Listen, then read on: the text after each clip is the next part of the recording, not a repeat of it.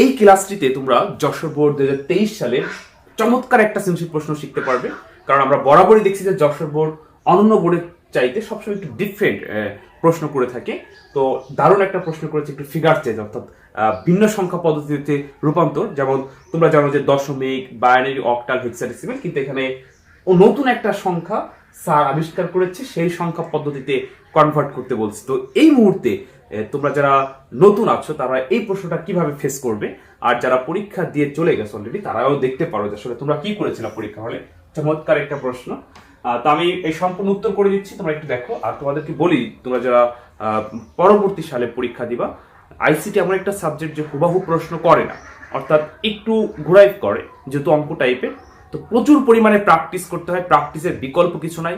তোমার বাসায় প্র্যাকটিস করতে হবে বেশি বেশি করে, অর্থাৎ দেখা যাচ্ছে তুমি বাসায় পারো, ক্লাসে পড়ো, পরীক্ষা হলে ঘুরাই ফেলো প্র্যাকটিসের অভাবে। তো প্রিয় শিক্ষার্থীরা, তোমরা চাইলে আমার কাছে আইসিটি অনলাইনে পড়তে পারো। তোমার আইসিটি তাহলে বাইরে কোথাও পড়া লাগবে না ইনশাল্লাহ, আইসিটিতে কোনো সমস্যা থাকবে না। তোমার আইসিটিতে সম্পূর্ণ দায়িত্ব আমি নিয়ে নিব। তো তোমরা আইসিটিতে আমার কাছে অনলাইনে পড়তে চাইলে নিচের নাম্বারে কল করে বিস্তারিত জেনে নিও, একদম সামান্য সম্মানিতে তোমরা আমার কাছে আইসিটি পড়ে নিও। আচ্ছা দেখো, আমি এই উদ্দীপকটি একটু তোমাদেরকে পড়ে শোনাই। স্যার আইসিটি ক্লাসে দুজন ছাত্রকে দুটি সংখ্যা পদ্ধতি লিখতে বলা হয়, একজন +63 এবং অন্যজন +70 লিখলো। কোন সংখ্যা পদ্ধতিতে তা বলা নাই, যদি কখনো কোনো সংখ্যা পদ্ধতি উল্লেখ না করে তখন দশমিকে ধরে নিতে হয়। যাই হোক, তখন স্যার বললেন, আমি 0 1 2 3 4 দিয়ে নতুন একটি সংখ্যা পদ্ধতি আবিষ্কার করেছি। কত দিয়ে? 0 1 2 3 5 3 4, এখানে 5টি মৌলিক চিহ্ন আছে। তার মানে এইটা হচ্ছে 5 ভিত্তিক সংখ্যা পদ্ধতি। কয় ভিত্তিক? 5 ভিত্তিক। কিন্তু তোমরা তো আর 5 ভিত্তিক সংখ্যা পদ্ধতি করো নাই, শেখো নাই, কিন্তু এই প্রশ্ন চলে আসছে। যাও, এখন দেখো কি প্রশ্ন করেছে। কতে বলছে র্যাডিক্স পয়েন্ট কি, খতে বলছে 9 যোগ 7 সমান 20 কিভাবে ব্যাখ্যা করো। তো আমরা জানি যে আইসিটি যেহেতু অঙ্ক টাইপের প্রশ্ন সৃজনশীল আকারে আসে, তো এইখানে গ এবং ঘ থাকে ম্যাথ মানে অঙ্ক, আর ক এবং খ থাকে থিওরি। এই জন্য আমি তোমাদের কে উদ্দেশ্য করে আমি একটা পিডিএফ ফাইল তৈরি করেছি, যে সকল অধ্যায়ের সাজেশন সহ ক এর উত্তর এবং সকল অধ্যায়ের খ সাজেশন সহ উত্তর, এবং পুরো আইসিটি বই যত পুনরূপ আছে একটা পিডিএফ তৈরি করেছি। তো তোমরা চাইলে সেই পিডিএফটা আমার কাছ থেকে সংগ্রহ করতে পারো, আমার এই হোয়াটসঅ্যাপ নাম্বারে মেসেজ দিয়ে তোমরা সংগ্রহ করে নিও। আচ্ছা যাই হোক, তাহলে ক আর খ তোমরা ওই পিডিএফ থেকে পেয়ে যাবে। এইগুলো ব্যাখ্যা করে বোঝানো সামান্য বসে। তারপর একটু বলে দিই, র্যাডিক্স পয়েন্ট কি। পূর্ণ সংখ্যা ও ভগ্নাংশ সংখ্যার মাঝে যে চিহ্ন বসে তাকে র্যাডিক্স পয়েন্ট বলে। 9 যোগ 7 সমান 20 কিভাবে ব্যাখ্যা করো, অর্থাৎ 16 জায়গায় 20 লেখছে, এটা হলো অক্টাল। তো এটাকে কিভাবে লিখতে হয় ওই শীটে সুন্দর করে লেখা আছে। এবার দেখো গতে কি বলছে, মেইন যে এই অঙ্কটা আমি তোমাদেরকে বুঝাচ্ছি। 2FC হেক্সাডেসিমাল সংখ্যাটিকে স্যারের নতুন সংখ্যা পদ্ধতিতে রূপান্তর করো। তো স্যার যেই নতুন সংখ্যা পদ্ধতি আবিষ্কার করেছে সেটি হচ্ছে 5 ভিত্তিক সংখ্যা পদ্ধতি। তো আছে কিসে? হেক্সাডেসিমাল। এখন তোমরা হেক্সাডেসিমাল থেকে অক্টালে যাওয়া শিখছো, হেক্সাডেসিমাল থেকে বাইনারিতে কনভার্ট করা শিখেছো ক্লাসে, হেক্সাডেসিমাল থেকে দশমিকে কনভার্ট করা শিখেছো, কিন্তু কখনো তো তোমাকে হেক্সাডেসিমাল থেকে 5 ভিত্তিক সংখ্যা পদ্ধতি কনভার্ট করা শেখানো হয় না, কিন্তু পরীক্ষায় চলে আসছে। এখন তুমি কি করবে? এই হচ্ছিল অঙ্ক। ওই যে বললাম না যে যশোর বোর্ড একটু ভিন্ন প্রশ্ন সাজায়। তো এই প্রশ্নটাকে উত্তর করতে হলে তোমাকে করণীয় কি, আমি যদি একটু পাশে দেখাই, দেখো দশমিক, আমরা জানি বেজের উপর ভিত্তি করে সংখ্যা পদ্ধতি কয় প্রকার? 4 প্রকার। দশমিক, বাইনারি, অক্টাল আর হচ্ছে হেক্সাডেসিমাল। তো এখন যদি এই 4টার মধ্যে কোনোটায় যেতে বলতো তুমি অবশ্যই পারতে, বা ক্লাসে যারা করছো অবশ্যই পারতে। এখন এই 4টার ভিতর কোনোটাই বলে না, তাহলে কিভাবে যাব? বলছে কোথায়? নতুন একটা সংখ্যা পদ্ধতি 5 ভিত্তিক। কয় ভিত্তিক? ওইটাই যেতে বলছে 5 ভিত্তিক সংখ্যা পদ্ধতি। 5 ভিত্তিক কার এখানে 5টি মৌলিক চিহ্ন। তাই তো আমরা জানি যে দশমিক থেকে যে কোনো সংখ্যায় যাওয়ার সূত্র কি বলতো? যে সংখ্যায় যাব সেই সংখ্যার বেস দিয়ে ভাগ, এটা আমরা জানি। কিন্তু হেক্সাডেসিমাল থেকে কিন্তু যে কোনো সংখ্যা পদ্ধতি যাওয়ার কোনো সূত্র নেই।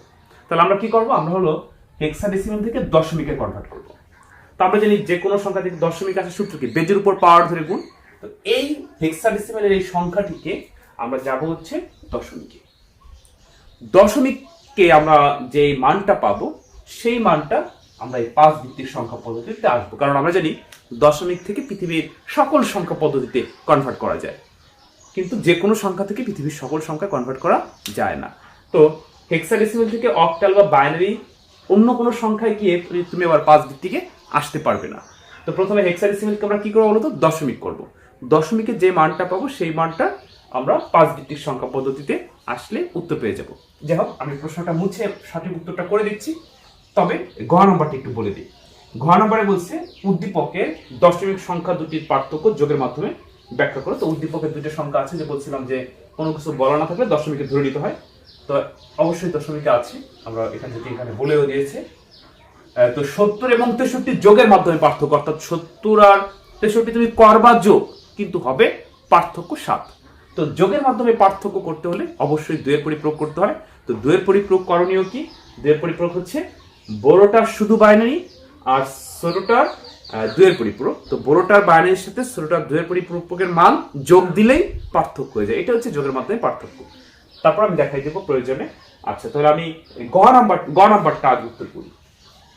তো প্রিয় শিক্ষার্থীবৃন্দ, আবারও তোমাদেরকে বলি, তোমরা যদি আইসিটিতে দুর্বল হয়ে থাকো বা আইসিটি পারো কিন্তু পরীক্ষায় ভালো করতে পারো না, তাহলে অবশ্যই তোমরা আমার কাছে আইসিটি অনলাইনে পড়তে পারো। নিশ্চিত করে বলতে পারি আইসিটিতে কোনো সমস্যা থাকবে না। একদম লাইভ ক্লাস, রেকর্ডও থাকবে, রেকর্ড ক্লাস দিয়েও তোমাদেরকে সাহায্য করব। তো যাই হোক, ওই বিষয়ে আবার পরে কথা বলে আমি অঙ্কটা করে নিই।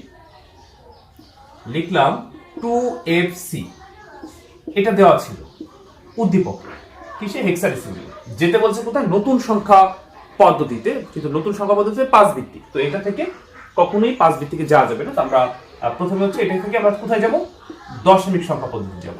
তো আমরা জানি যে কোনো সংখ্যা থেকে দশমিকে যাওয়ার সূত্র হচ্ছে বেজের উপর পাওয়ার ধরে গুণ, 2 গুণ 16, কারণ বেজ হচ্ছে 16, f গুণ 16 যোগ c গুণ 16। এবার হচ্ছে বেজের উপর পাওয়ার 0 1 2।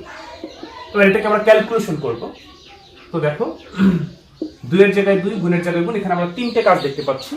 একটা হচ্ছে গুণের কাজ, একটা হচ্ছে যোগের কাজ, একটা হচ্ছে পাওয়ারের কাজ। তোমরাই বলো এই মুহূর্তে কার কাজ আমি করতে হবে? অবশ্যই পাওয়ারের কাজ, কারণ পাওয়ার না করলে কিন্তু গুণ করা যাবে না।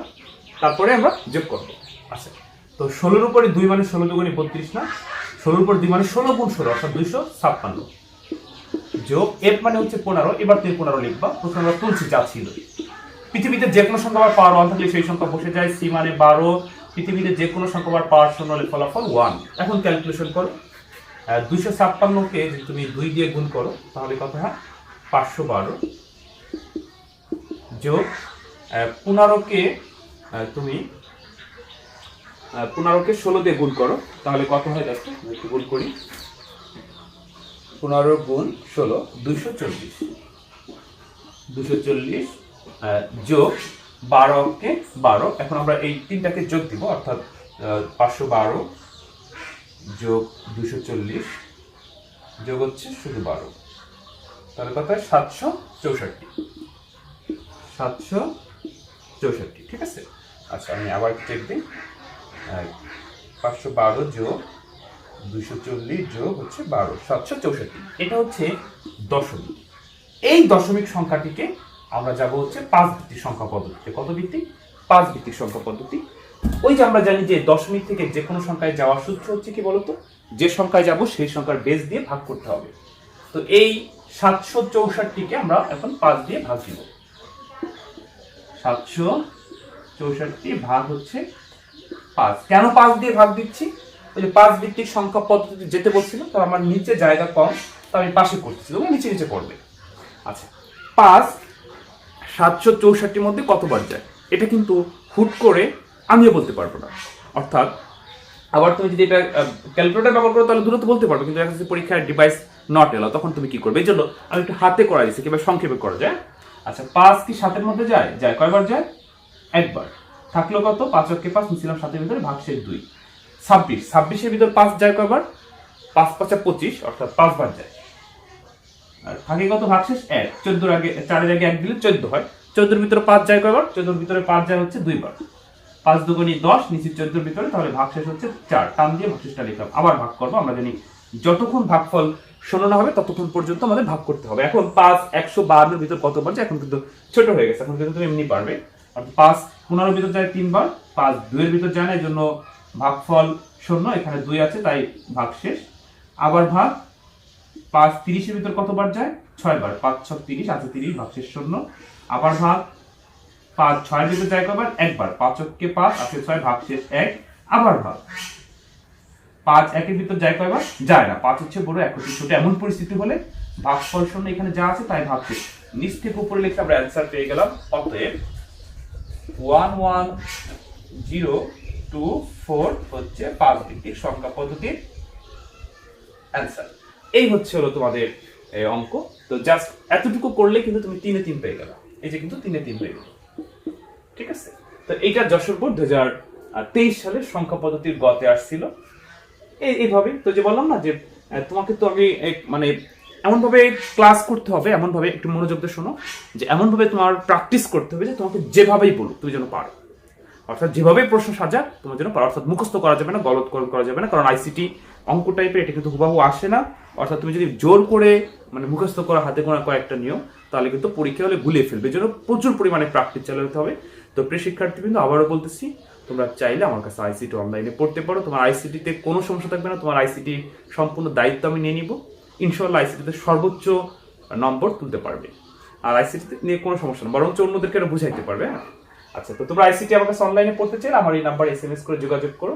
ওকে, আচ্ছা। এরপর ঘ নাম্বারে যেটা বলছিল যে 70 এবং 63 এটা যোগের মাধ্যমে পার্থক্য। তো যোগের মাধ্যমে পার্থক্য মানেই তো দুইয়ের পরিপূরকের সাহায্যে করতে হবে। তো দেখো যেটা ছিল আর কি 70 আর হচ্ছে 63, এখানে বড়কে 70, এই 70 এর শুধু তুমি বাইনারি করবা। তা বাইনারি কিভাবে করবা, ওই যে 70 কে 2 দিয়ে ভাগ দিয়ে, এটারও অবশ্যই বাইনারি করতে হবে। তো বাইনারি করার পর তোমার কি করতে হবে, 2 এর পরিপূরক। এবার এই বড়টার বাইনারি মান আর এই ছোটটার 2 এর পরিপূরকের মান যোগ দিলে, ক্যারি বিট বাদ দিলে অঙ্ক হয়ে যাবে, অর্থাৎ যোগের মাধ্যমে পার্থক্য। অ্যান্সার হয়ে যাবে 7, ঠিক আছে। তো আমি আর করে দেখাচ্ছি না, আমার এই চ্যানেলে এই 2 এর পরিপূরকের অনেক ক্লাস দেওয়া আছে, তো একই নিয়ম, সব একই নিয়ম। আর এখান থেকে একটা প্রশ্ন সাধারণত থাকে যোগের মাধ্যমে পার্থক্য ঘ নাম্বারে। তো প্রিয় শিক্ষার্থীবৃন্দ, আশা করি ক্লাসটি তোমাদের কাজে লাগছে। তো পরবর্তী ভিডিও দেখার জন্য তোমরা যারা নতুন অবশ্যই চ্যানেলটি সাবস্ক্রাইব করে রাখবে, কারণ চ্যানেলটি সাবস্ক্রাইব করা থাকলে পরবর্তী ভিডিওগুলো তুমি সহজে খুঁজে পাবে। তো ঠিক আছে প্রিয় শিক্ষার্থীবৃন্দ, ভালো থেকো। অন্য কোনো দিন অন্য কোনো ভিডিওতে আবার কথা হবে। আসসালামু আলাইকুম।